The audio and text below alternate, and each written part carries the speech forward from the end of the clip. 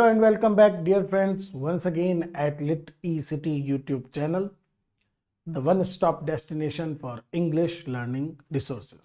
दोस्तों आज का जो हमारा लेसन है, it is about one of the most popular, one of the most often read essays of studies written by Francis Bacon. दोस्तों इस वीडियो के अंदर we will read the text, try to understand, क्योंकि Bacon के ऊपर वो बात बिल्कुल लागू होती है जो भारतीय कवि बिहारी ने अपने दोहों के लिए उनके लिए कही जाती है, गागर में सागर। Means it is very short, लेकिन उसके अंदर जो पॉइंट्स होता है, जो थीम होती है, जो डेप्थ होती है, वो बहुत गहरी होती है। तो स्टार्ट करते हैं आज का video. First of all let's have a brief introduction about the writer Francis Bacon. You can see his period 1561 to 1626. Now Bacon was a man of many qualities and achievements. He was a philosopher, not just any philosopher. In fact, उस समय के Britain के one of the most significant वो philosopher थे, statesman. Once again वो कोई छोटे मोटे नेता या छोटे मोटे लीडर नहीं थे।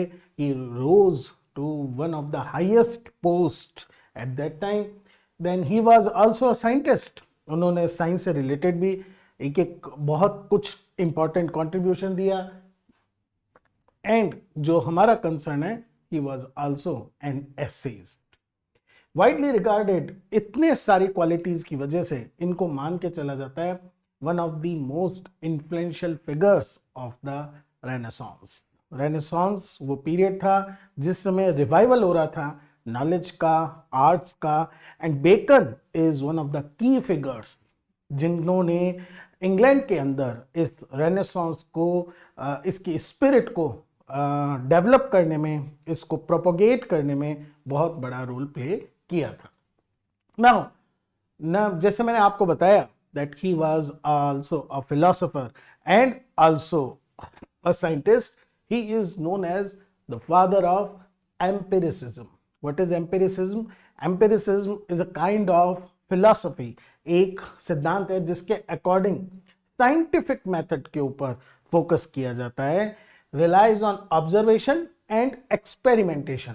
This is empiricism. Everything is judged according to some proof, और वो प्रूफ किससे आता है? एक्सपेरिमेंट से आता है, जो ये बेस है हर टाइप की साइंटिफिक क्वेरी का। तो बेकन को उसका फादर माना जाता है। एंड उन्होंने इस मेथड को कि डिडक्शन करना है हमें एक्सपेरिमेंट से, और उसके बाद जो हमारे पास डेटा कलेक्ट हुआ है, तो इसके कारण इनको फादर ऑफ एम्पिरिसिज्म भी माना जाता है। फिलॉसफी और साइंस से रिलेटेड इनके कुछ फेमस वर्क हैं, Novum Organum and the advancement of learning. ये वर्क्स न केवल उस समय बल्कि लेटर जो फिलोसोफर्स हुए उनके लिए भी फाउंडेशनल वर्क्स थे, जिनके बेस पर आगे बहुत सारा काम हुआ। एक इंटरेस्टिंग यहाँ पर मैं आपको फैक्ट बताना चाहूँगा। बेकन ने अपने serious works, philosophical works Latin language के अंदर लिखने प्रेफर करे, बिकॉज उनका ऐसा मानना था English was not that good language जो उनके फिलोसॉफिकल थॉट्स को प्रेजेंट कर सके। इसी वजह से उन्होंने क्लासिकल लैंग्वेज लैटिन का यूज करा। लेकिन इसी के साथ बेकन, जैसे मैंने बताया कि he was a statesman also, he had a very great experience, a learned person. बहुत सारे उन्होंने बड़े बड़े रोमन और जो क्लासिकल राइटर्स हैं उनको पढ़ा था। And he discovered that his ideas, उनके ये जो विचार थे ऑन वैरायटी ऑफ टॉपिक्स, उनको प्रेजेंट करने के लिए उन्होंने एक फॉर्म यूज करी जो बहुत रीसेंट टाइम में फ्रांस के अंदर डेवलप हुई थी मॉन्टेन नाम के राइटर के द्वारा। वो फॉर्म थी एसे। सो जो कंट्रीब्यूशन इंग्लिश लिटरेचर में उनका, वो सबसे बड़ा कंट्रीब्यूशन है as an essayist. In fact his essays are celebrated for their brevity. Now this word brevity, brevity का मतलब होता है which is brief in nature, जो बहुत ही कंडेंस हो, जो बहुत ही सिमटा हुआ हो, लेकिन जो बहुत वेट रखता हो मीनिंग के अंदर। Clarity, clarity is another quality of a good writing, clarity का मतलब होता है जब राइटर अपने थॉट्स को बहुत क्लैरिटी के साथ प्रेजेंट कर सके, there should not be any confusion कि राइटर कहना क्या चाह रहा है। And insight into human nature and society.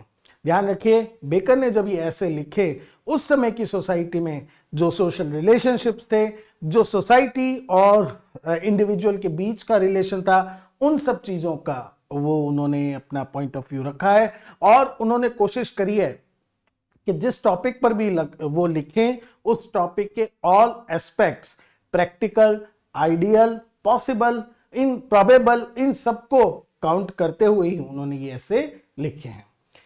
इनके जो एसेस थे, सबसे पहला पब्लिश हुआ था एडिशन 1597 और उसके अंदर केवल 10 एसेस थे।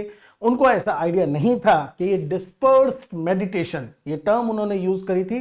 डिस्पर्स्ड मेडिटेशन का मतलब है कुछ विचार जो बैठे बैठे उनके दिमाग में आए, विच were not in a coherence, जो किसी यूनिटी में नहीं लिखे हुए थे, उनको उन्होंने कलेक्ट करा। लेकिन जब उन्होंने इसकी पॉपुलैरिटी को देखा, तब 2 बार इन एसेस के कलेक्शन को उन्होंने रिवाइज भी करा और इसमें नए एसेस भी जोड़े और 3 एडिशन टोटल उन्होंने इस तरह से अपने निकाले थे।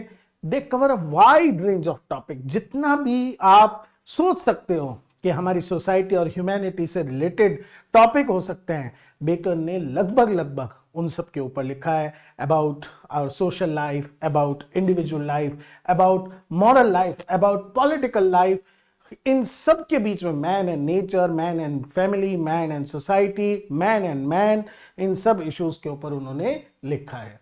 And Bacon is known for, ये एक बहुत इंपॉर्टेंट बात है, is aphoristic style. Now what is an aphoristic style?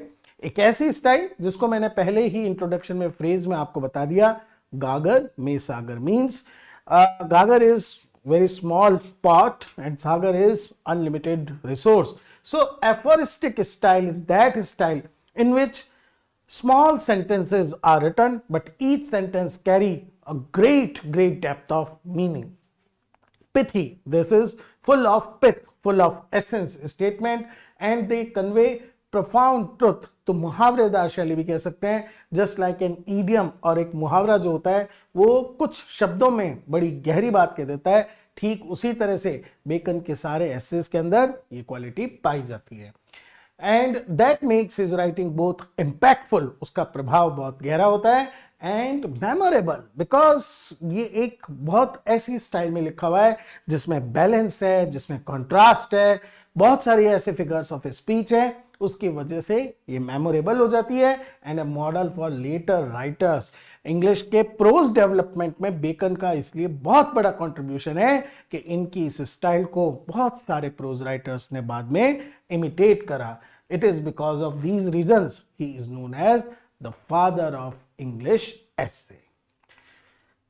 अपन बात करते हैं आज का जो हमारा एसे है, जिसको हम डिटेल में डिस्कस करेंगे।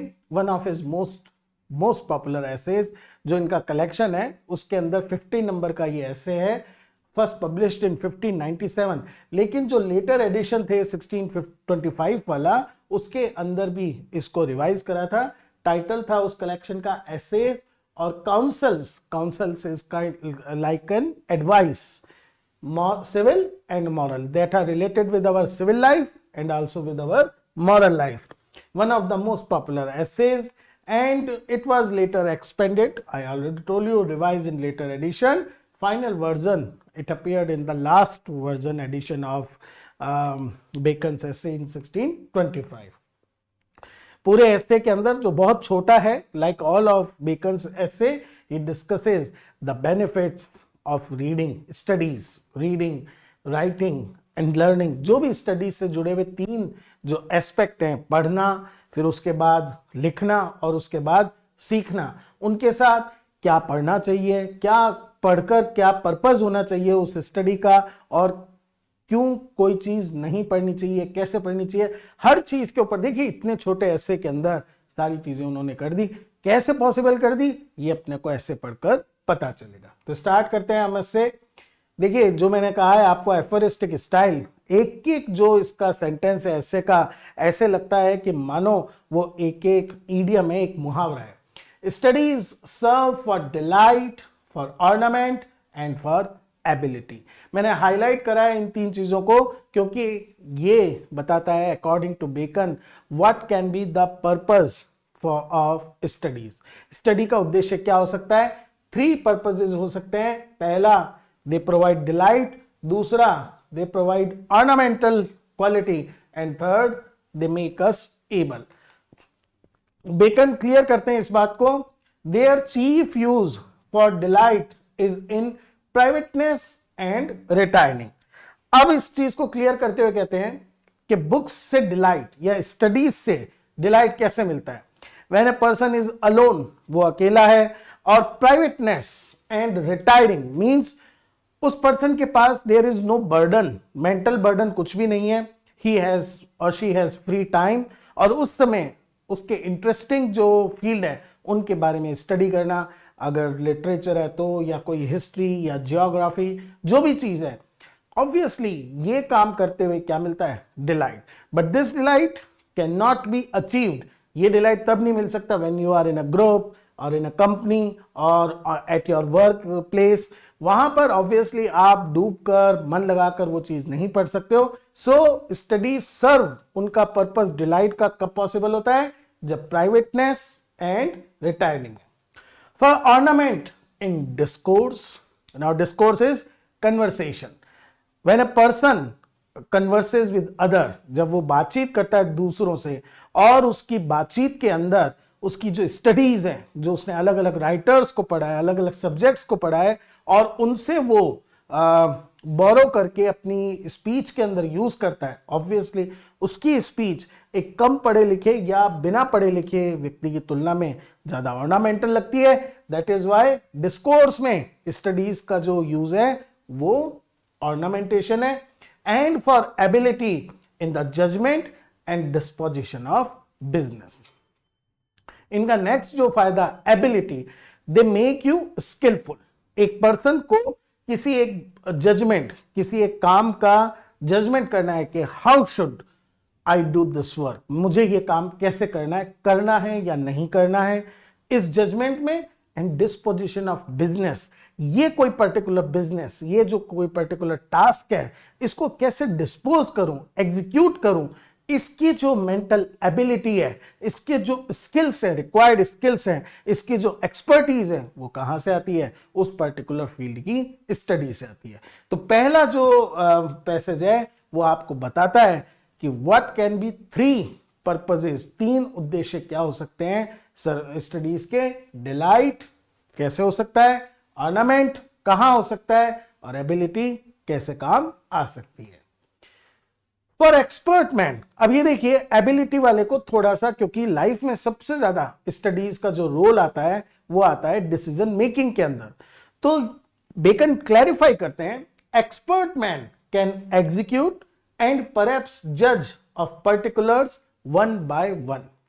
जो एक्सपर्ट मैन है मींस जिन्होंने किसी फील्ड के अंदर special set of skills acquire कर लिया है, जो उस फील्ड के बारे में अच्छे से जानते हैं, विशेषज्ञ हो गए हैं, दे कैन परहैप्स जज, वो किसी सिचुएशन को वन बाय वन, पर्टिकुलर अगर कोई केस है उसको वो क्या कर सकते हैं, बिना स्टडी के भी बेटर जज कर सकते हैं.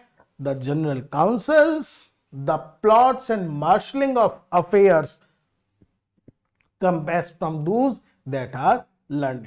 बेकन इसी को कॉन्ट्रास्ट करते हैं, बैलेंस करते हैं कि अगर एक पर्टिकुलर स्किल की बात करें, एक पर्टिकुलर टास्क की बात करें, तो हो सकता है एक पर्सन जिसने पर्टिकुलर स्टडी नहीं करी हो तो भी वो लगातार वो काम करते करते क्या हो चुका है, उस एक फील्ड में एक्सपर्ट हो चुका है. लेकिन जो जनरल काउंसिल्स हैं, यहां पर एक मेटाफर का यूज करते हैं, plots and marshalling of affairs.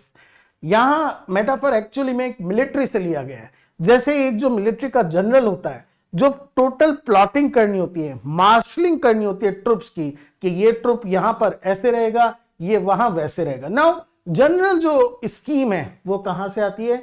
From those that are learned, जिन्होंने स्टडी की हुई है. अब देखिए जब प्लॉट और मार्शलिंग हो गई तो जिस टीम को जो टास्क दिया हुआ है उसका पर्टिकुलर सोल्जर अपने उस टास्क को बेटर वे में जनरल की तुलना में एग्जीक्यूट कर सकता है. लेकिन ओवरऑल पिक्चर कि कैसे इस काम को पूरी तरह से करना है, वो काम एक जनरल जिसने स्टडी करी हुई है, जिसको आइडिया है, उससे आता है। So this is what Bacon wants to say कि एक जनरल किसी चीज का आइडिया अगर हमें जजमेंट लेना हो तो वो तभी पॉसिबल है when you have studied that field, जब आपने उस विषय का अध्ययन करा हो। देखिए कैसे बैलेंस करते हैं, पहले वो बताते हैं बेकन कि किस तरह से पढ़ने में डिलाइट मिलता है और स्पीच में ऑर्नामेंटेशन मिलता है और बिजनेस में एबिलिटी टू मेक डिसीजन लेते हैं। लेकिन अगर एक्सेसिव यूज किया जाए, अति कर दी जाए, तो यही चीजें क्वालिटीज की बजाय डीमेरिट बन जाती हैं, दोष बन जाते हैं। To spend too much time in studies is sloth. किसी पर्सन को डिलाइट मिलता है पढ़ने में, लेकिन अगर वो अपना प्रोडक्टिव टाइम, जिस टाइम उसको अपना काम करना चाहिए, वो काम भी टू मच टाइम किस में जा रहा है, स्टडीज में, इट इज अ सिम्टम, ये इंडिकेशन है दैट दैट पर्सन स्लॉथ, आलसी है, इनएक्टिव है, इनफैक्चुअल है, वो किसी काम को करने में थोड़ा सा उसको आलस आता है। To use them too much for ornament is affectation, another demerit, another negative quality. अगर कोई पर्सन जहां पर जरूरत है वहां पर रेफरेंसेस, अल्यूजन्स इनका यूज करता है, देन इट्स गुड, तो उसकी स्पीच बहुत रिमार्केबल लगती है, इफेक्टिव लगती है। लेकिन बात बात में जगह जगह पर वो किसी राइटर को, किसी टेक्स्ट को कोट करे और अपनी बात कहने के बजाय पीछे की स्टडीज का रेफरेंस दिखाए, तो ऐसा लगता है इट इज अफेक्टेशन, दिखावा, शो। ये बजाय यूज के क्या बन जाता है कि वो पर्सन बताना चाहता है कि वो कितना ज्यादा पढ़ा लिखा है। To make judgement wholly by their rules is the humour of a scholar. तीसरी थी एबिलिटी। एबिलिटी तो जरूर मिलती है डिसीजन मेकिंग की, लेकिन एक्सपीरियंस को अगर हम ध्यान ना दें और केवल जो फैक्ट किताब के अंदर दिए हुए हैं उसके बेस पर जजमेंट कर लें, तो ये क्या होगा, ह्यूमर। नाउ ह्यूमर एक जो जनरल सेंस मॉडर्न टाइम में हास्य से लिया जाता है वो नहीं है। यहां ह्यूमर का मतलब है क्विर्क या फिर सनक, हम हिंदी में कह सकते हैं कि एक स्कॉलर, उसके अंदर ये सनक होगी कि ये डिसीजन केवल और केवल किताबी फैक्ट के बेस पर लेना है। Once again it can prove harmful, क्योंकि रियलिटी के अंदर सिचुएशन डिमांड्स डिफरेंट ट्रीटमेंट। तो ये तीनों बेकन ने क्या करें, एग्जाम्प्लीफाई करें पैरेललिज्म, इस डिवाइस को अपन बोलते हैं, जिसके अंदर साथ साथ रखे जाते हैं कि अगर डिलाइट मिलता है तो स्लॉथ भी हो सकता है, अगर ऑर्नामेंटेशन मिलता है अफेक्टेशन भी हो सकता है, एबिलिटी मिलती है तो ह्यूमर भी मिल सकता है। किस तरह से बैलेंस कराए, दिस इज रिमार्केबल। स्टडीज के बारे में बेकन आगे कहते हैं, they perfect nature and are perfected by experience. So studies and experience they are complement to each other, दोनों एक दूसरे के पूरक है। They perfect nature, human nature को स्टडीज क्या करती हैं, परफेक्ट करती हैं, लेकिन खाली स्टडीज से काम नहीं हो सकता। And are perfected by experience, studies को जो ह्यूमन एक्सपीरियंस है वो लगातार क्या करता है, अपडेट करता है, इंप्रूव करता है। देखिए आज हम 21st सेंचुरी में जो पहुंचे हैं वो किस तरह से पहुंचे हैं। जो इनिशियल स्टडीज थी उनको जब एग्जीक्यूट किया गया, कुछ रिजल्ट पॉजिटिव निकले, कुछ फेलियर्स बने, फेलियर से हमने सीखा, स्टडीज को अपडेट करा, रिवाइज करा, इस तरह से it is a method going on. इसके कारण ही हम लगातार अपनी नॉलेज को ऑगमेंट, इंक्रीज कर पाए। तो यही बेकन का कहना है। For natural abilities are like natural plants that need pruning by study। एक बहुत खूबसूरत, बहुत एप्ट सिमिली का यूज करते हुए बेकन बताते हैं, नेचुरल एबिलिटीज, हमारा जो ह्यूमन नेचर है, हमारी जो अंदर एबिलिटीज होती हैं, दे आर लाइक प्लांट्स। जैसे एक नेचर में प्लांट होता है जिसको अगर प्रॉपर गार्डनिंग नहीं की जाए, जिसका अगर प्रॉपर ध्यान नहीं दिया जाए, तो वो क्या होता है, किसी भी डायरेक्शन में फैल जाता है, उलझ जाता है।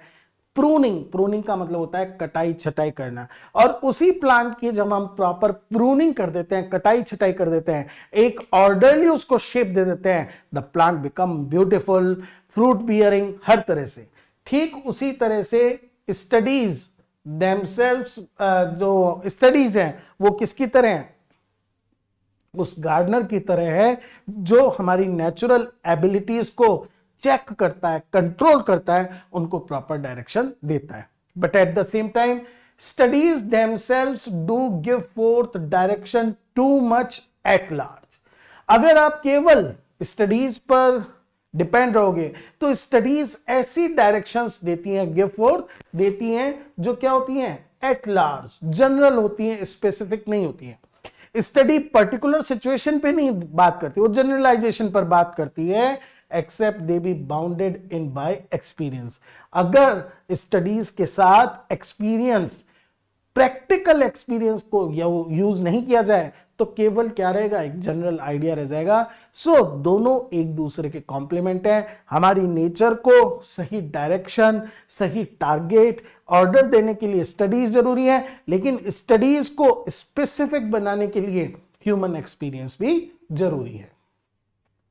अब नेक्स्ट इस बारे में बात करता है स्टडीज में कि अलग अलग नेचर के लोगों के लिए स्टडीज का क्या क्या रोल हो सकता है. तो सबसे पहले वो बताते हैं, crafty man contemn studies, simple man admire them and wise man use them.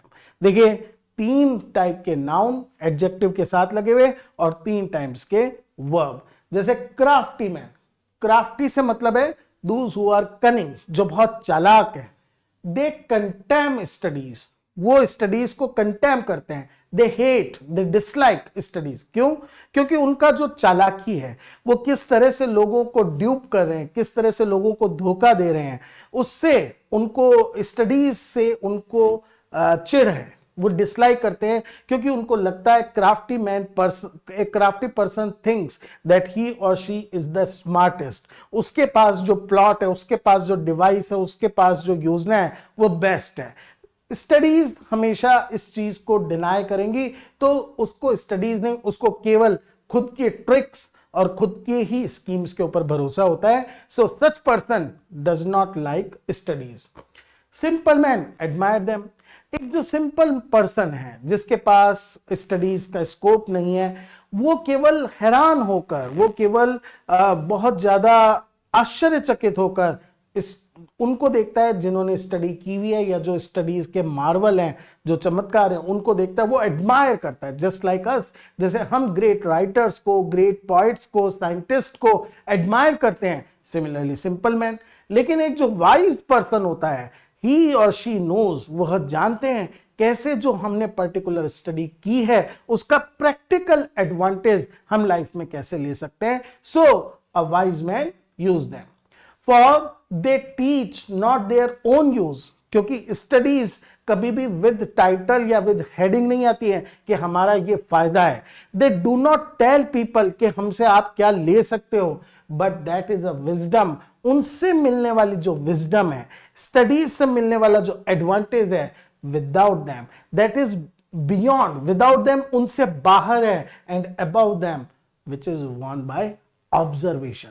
आप केवल डीप ऑब्जर्वेशन के द्वारा, आप केवल गहरी समझ के द्वारा ये समझ सकते हैं कि this study is helpful for me in this matter. ये स्टडी मेरे को इस मैटर में हेल्प करेगी, ये स्टडी इस मैटर में हेल्प नहीं करेगी. ये विजडम स्टडीज के अंदर नहीं है, इट इज बियॉन्ड देम, ये उनसे परे है. और एक ऑब्जर्वेंट पर्सन, एक ऐसा पर्सन जिसने ऑब्जर्व करा है, जिसके पास थोड़ा एक्सपीरियंस भी है और जो जानता है कि मुझे किस फील्ड में किस स्टडी की हेल्प चाहिए, वो अच्छे से उनका यूज करता है. ऐसा पर्सन ऑब्वियसली क्या होगा, that person will be a wise man.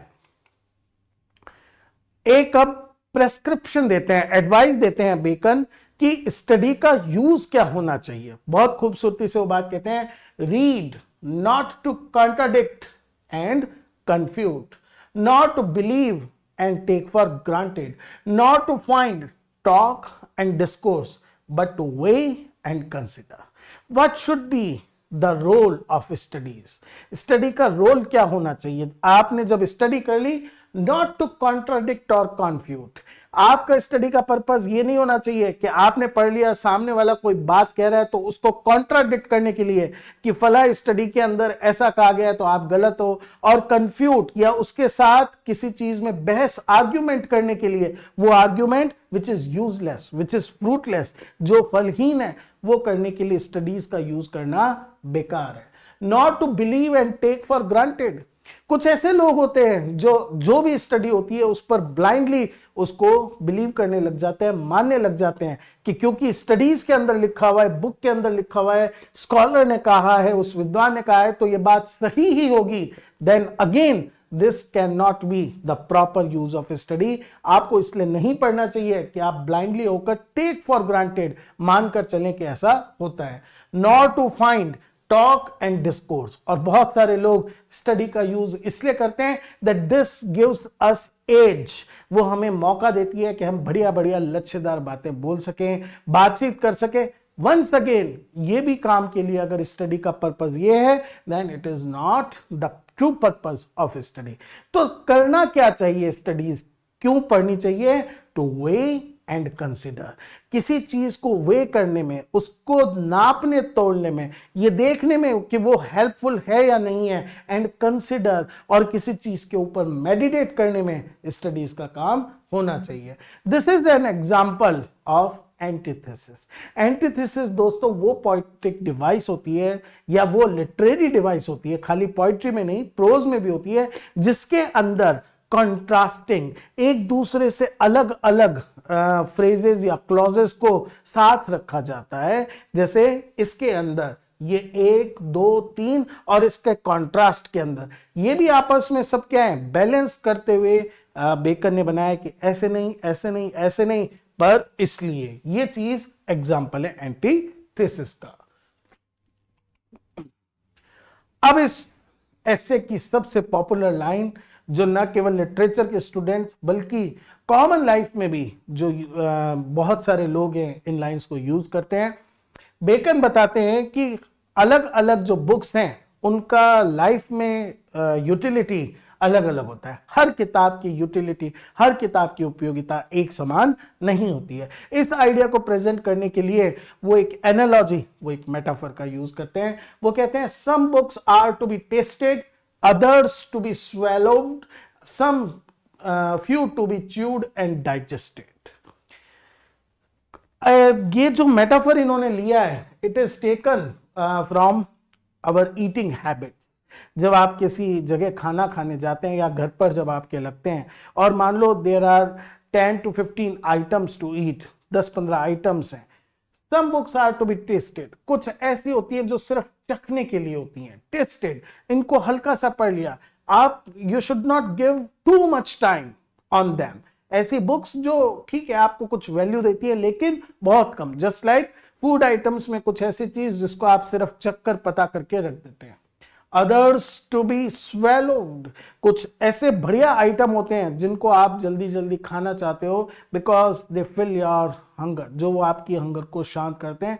Swallowed, तो कुछ बुक्स ऐसी होती हैं जिनको आपको क्या करना होता है, पूरा पढ़ना होता है। जनरली हमारी कोर्स बुक्स के बारे में हम ऐसा मान के चलते हैं कि पूरा कोर्स हमें कवर करना है। एंड सम फ्यू, कुछ बहुत कम ऐसी होती हैं that to be chewed and digested, जिसका पूरा रस आपको लेना पड़ता है और डाइजेस्ट करनी पड़ती है। उसके अंदर का जितना भी इंपॉर्टेंट एसेंस, सार है, वो आपको ग्रहण करना होता है because that is the most nourishing, सबसे ज्यादा उपयोगिता वाली वो बुक्स होती हैं। It is example of metaphor तो है ही, मैंने बता दिया बुक्स को फूड से कंपेयर करें।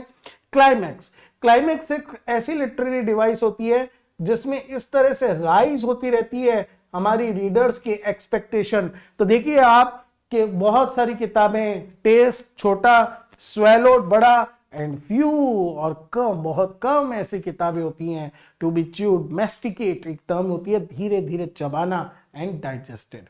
आगे इसी चीज को और एक्सप्लेन करते हैं। Some books are to be read only in parts, उनको सिर्फ कुछ पार्ट्स पढ़ लिए बहुत है, like tasting. Others to be read but not curiously, यहां पर क्यूरियसली का मतलब है अटेंटिवली, बहुत गौर से पढ़ने की जरूरत नहीं है, बस आपने फटाफट पढ़ लिया।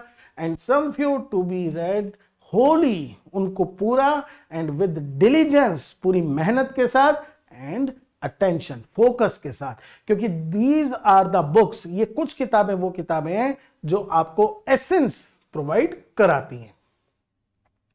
Some books also may be read by deputy. Now some important persons जिनके पास लैक ऑफ टाइम होता है लेकिन उनको बुक्स पढ़नी है, तो दे कीप डेप्यूटीज. वो डेप्यूटीज, वो असिस्टेंट, वो सहायक, जो वो दूसरा काम जब कर रहे हो तो उनको पढ़कर बता सके. And extracts made of them by others, और जो एक बहुत पॉपुलर मॉडर्न टाइम्स में कॉन्सेप्ट है, समरीज, पैराफ्रेजेस. उस पूरे टेक्स्ट को पढ़ना पॉसिबल नहीं है तो उसका बना हुआ एक ब्रीफ समरी आप पढ़ लें, because you want to have some idea. आपके पास इतना टाइम नहीं है कि आप 800,000 लाइन की पोएम पढ़ सकें, तो आप उसकी ब्रीफ समरी पढ़ लेते हैं. सो ठीक है, ऐसा भी पॉसिबल हो सकता है, बट किस टाइप की बुक्स के साथ होना चाहिए, that would be only in the less important. वो बुक्स के साथ ऐसा ट्रीटमेंट आप कर सकते हो जो लेस इंपॉर्टेंट आर्ग्यूमेंट से जुड़ी हुई है, and the meaner sort of books. Meaner का मतलब होता है नॉट ऑफ ग्रेट वैल्यू, जिनकी वैल्यू बहुत ज्यादा नहीं हो, केवल उनके बारे में जानकारी लेनी हो, तब उनके साथ आप जरूर ऐसा कर सकते हो. Else distilled books are like common distilled water, flashy things. एक और सिमिली का यूज यहां पर करते हैं, डिस्टिल्ड बुक. डिस्टिल्ड बुक होता है जिसमें से छांट छांट कर आपने क्या निकाल लिया है, समरी निकाल ली है, उसको कंपेयर किया जा रहा है distilled water. Now distilled water एक प्रोसेस है, साइंटिफिक प्रोसेस, जिसके अंदर पानी को इवेपोरेट किया जाता है, इस कारण कि उसकी जो भी अशुद्धियां हैं, उसके अंदर जो भी कंटेमिनेंट है उनको दूर कर दिया जाए. लेकिन इसके साथ एक प्रॉब्लम ये भी है कि वाटर के सारे मिनरल्स हट जाते हैं, तो वाटर क्या बन जाता है, फ्लैशी, टेस्टलेस बन जाता है.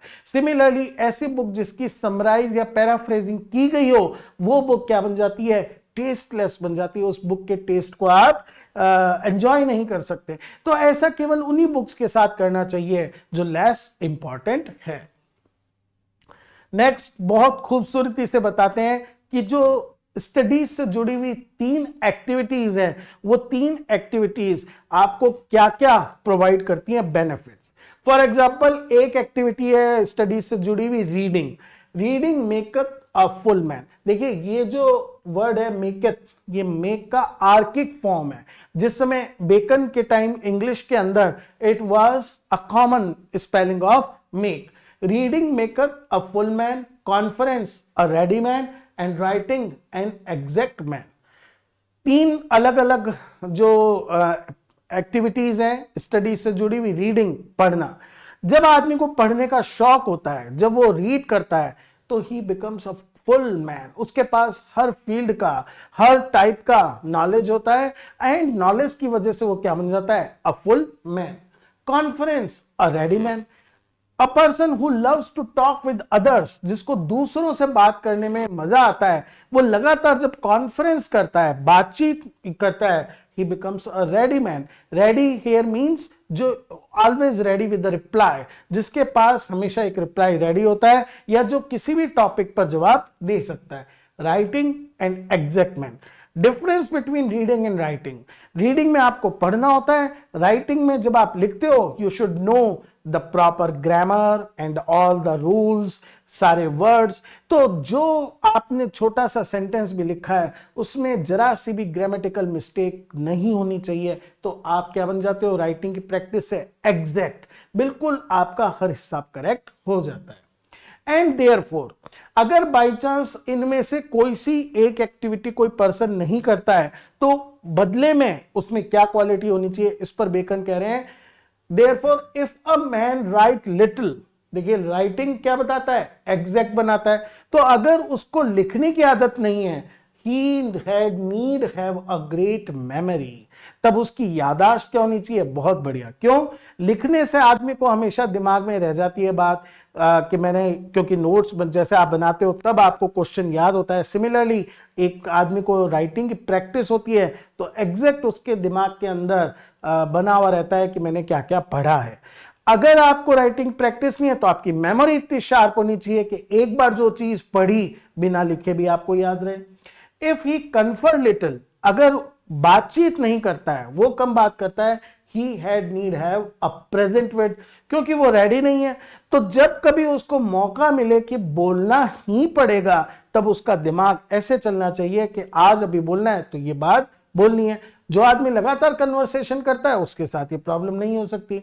इफ ही रीड लिटिल, और अगर कोई पढ़ता ही कम है, ये दोनों क्वालिटीज तो बाद में आती है, he had need have much cunning, तो उसके पास ये चालाकी होनी चाहिए, to seem to know that he doth not, जो उसको नहीं भी पता है उसका वो दिखावा कर सके कि वह जानता है, इतना चालाक होना चाहिए, क्योंकि रीडिंग का कोई ऑल्टरनेट नहीं है।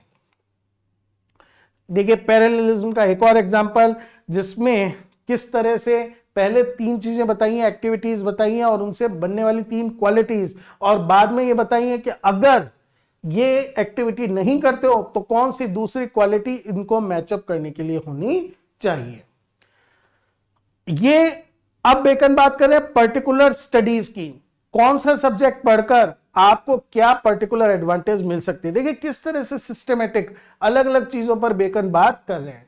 Histories make man wise, obviously आप हिस्ट्रीज पढ़ते हो, आप ये पढ़ते हो कि कौन कौन से जो ह्यूमन में अचीवमेंट हुए हैं, कौन कौन से प्रॉब्लम्स हुए हैं, तो वो सारी चीजें पढ़कर आपको विजडम मिलती है कि what are good things, what are bad things.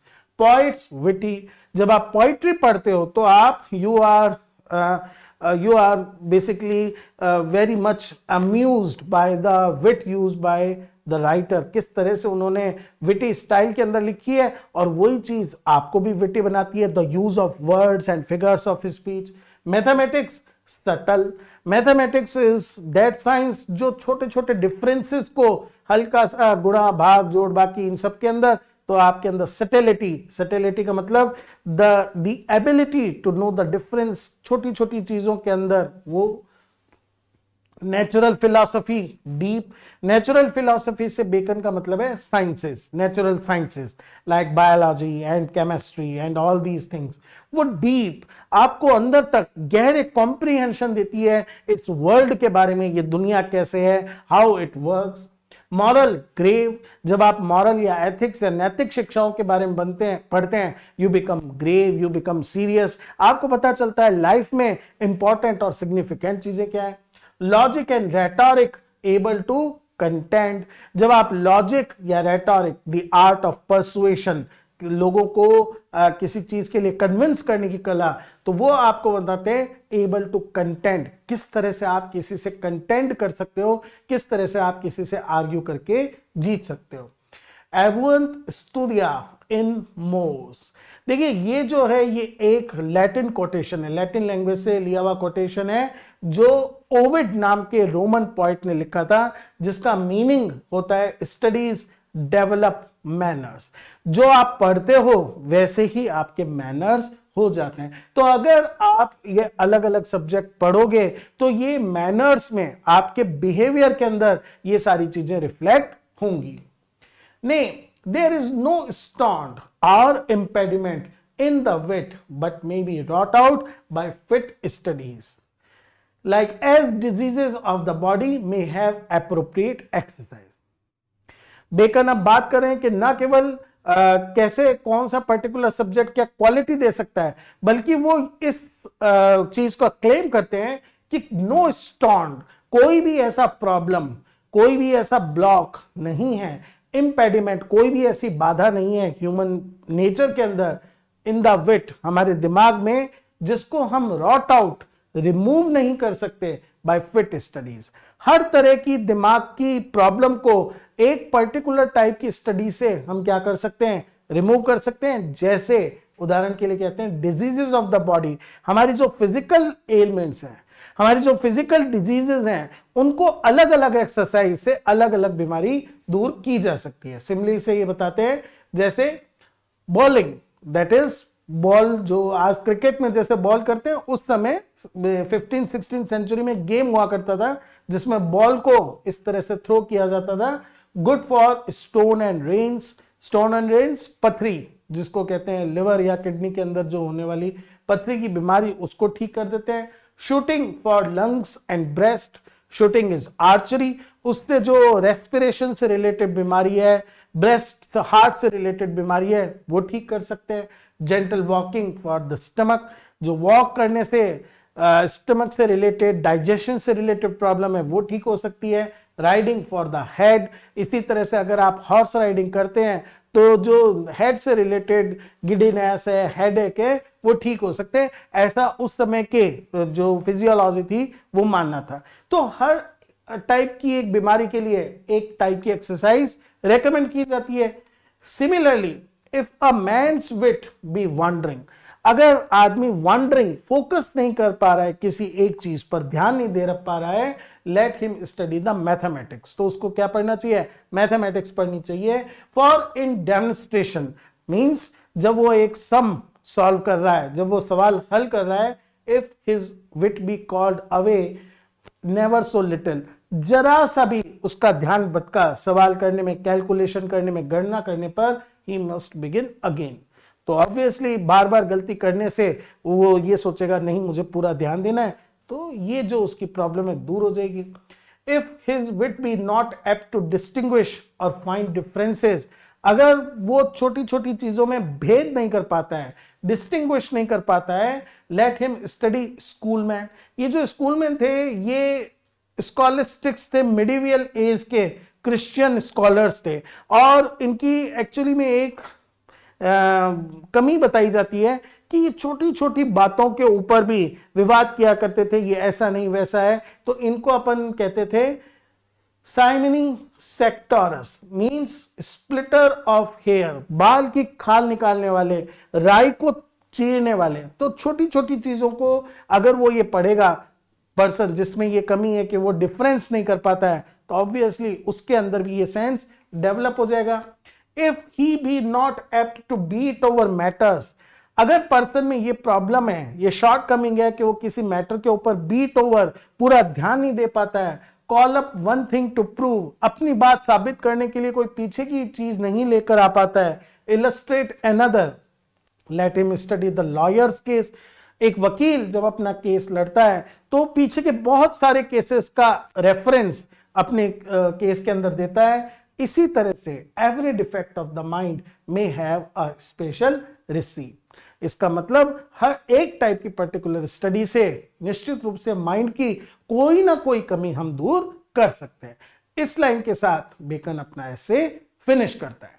तो दोस्तों हमने देखा ये जो पूरा एसे है ऑफ स्टडीज, ये वैल्यू और जो पर्पस ऑफ स्टडी है उसको पूरे को डिटेल में लेकिन छोटे छोटे सेंटेंसेस में डील करता है। कंसाइज मैनर है, बहुत सटीक तरीके से ऑल द मेजर थीम्स जो रिलेटेड हैं बेनिफिट्स ऑफ स्टडीज से। साथ ही में बेकन पॉइंट आउट करता है किस तरह से डिलाइट, ऑर्नामेंट, एबिलिटी के लिए काम आ सकती हैं, and importance of balancing study. Experience का भी उतना ही रोल है जितना स्टडी का रोल है। How study can be misused, किस तरह से स्लॉथ, अफेक्टेशन या ह्यूमन में हो सकती हैं, warns against using knowledge for mere show or argument। और फाइनली बेकन सजेस्ट करता है one should choose study very wisely, क्या उसका पर्टिकुलर प्रॉब्लम है based on their utility। throughout the essay Bacon uses aphoristic style जो हमने देख ही ली है, concise and memorable statement, बहुत बहुत आसानी से वो याद हो जाते हैं to express his ideas। तो दोस्तों ये था हमारा आज का वीडियो। आई होप ये लेसन अब आपको बिल्कुल क्लियर हो गया होगा। Very soon we will meet for another lesson. Till then keep watching, keep supporting. Thank you.